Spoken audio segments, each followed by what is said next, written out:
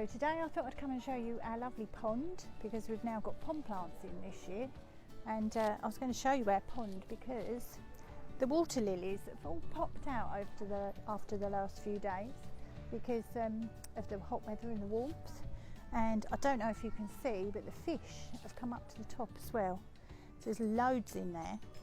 We also have these rushes that we do try to keep back, but they under there we had a little moorhen's nest, and she had a little baby that keeps running around the plant area looking like something prehistoric and fluffy.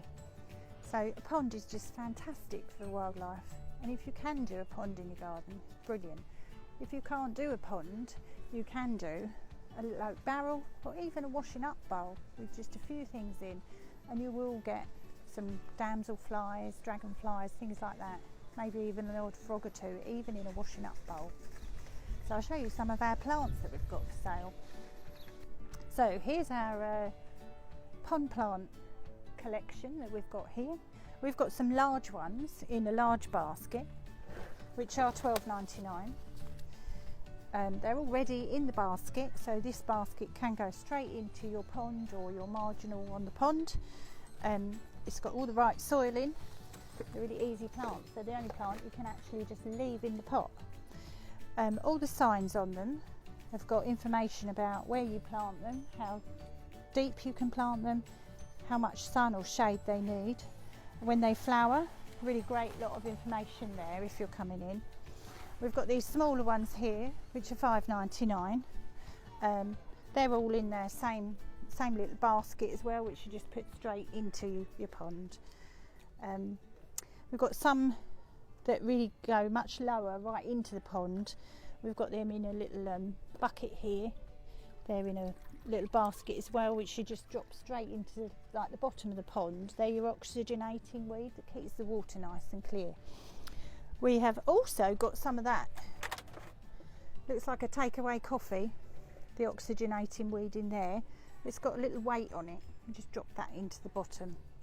They're really great. We've sold quite a lot of those.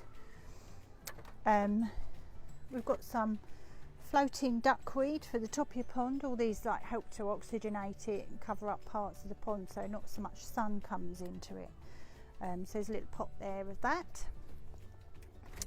We have also got these water chestnuts, which really look strange. I don't know if you can see them.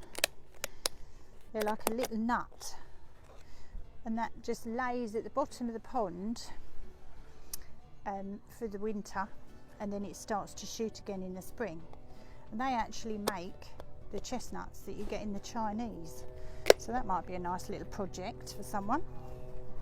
Got some water lilies there in a handy carry bag, which is all sealed so you won't get all water in your car.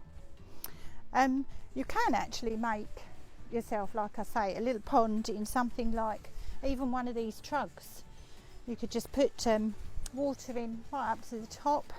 You could bury it in your garden if you want, or have it, if it's something nice, just have it freestanding.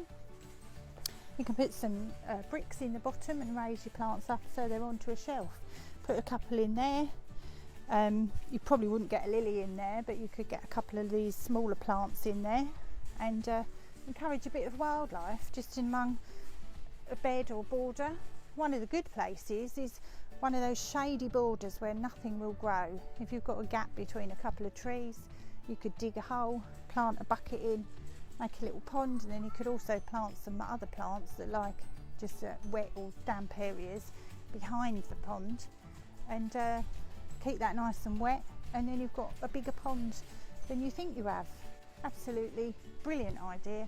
Get that wildlife into your gardens.